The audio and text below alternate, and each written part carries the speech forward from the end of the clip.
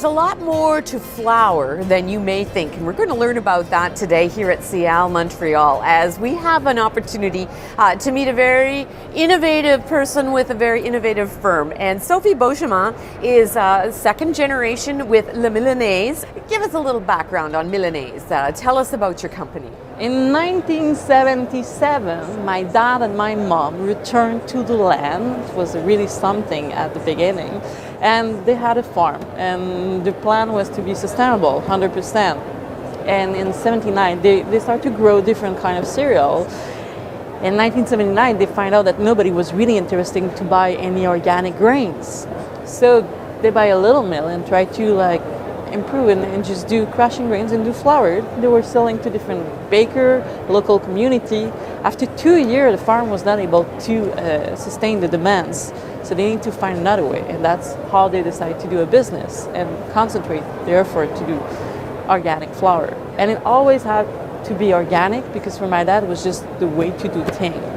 So in 1998 we started retail distribution every major change, and we always been around with baker.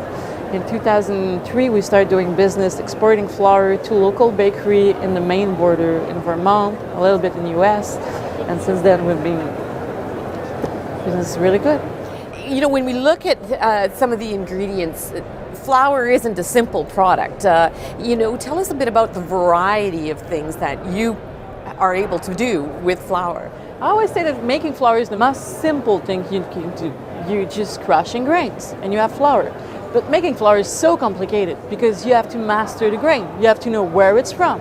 You have to understand all the parameters that's going to affect the crop, and then all the parameters that's going to affect the flour. And then at the end of the day, you still have to be able to bake bread. Are bakers today, bakers are creative, and are bakers today looking for alternatives in flour and help for making, different products and aroma and all those kinds of things? In Quebec, the bakers are really, really creative. So they're always looking for innovations, new trick, new adaptation in between the process that they're looking, the way they're working, or just the ingredients. So we have been a lot of luck to be on the influence of those bakers, and we work directly with them.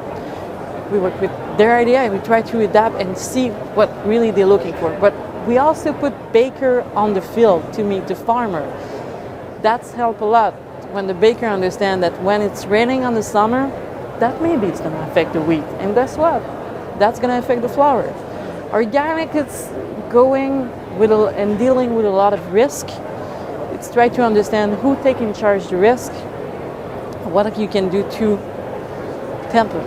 What's ahead as you look at where your market is and the potential that's out there, and the product that you obviously believe in? What do you see as some of the challenges and opportunities ahead? Over the market, we're doing a lot of business in the northeast of US right now. There's a lot of opportunity for other markets. Chile, Mexico, Australia, a lot. The biggest challenge will be able to serve that market quicker, but still have the time to do the thing and build the team.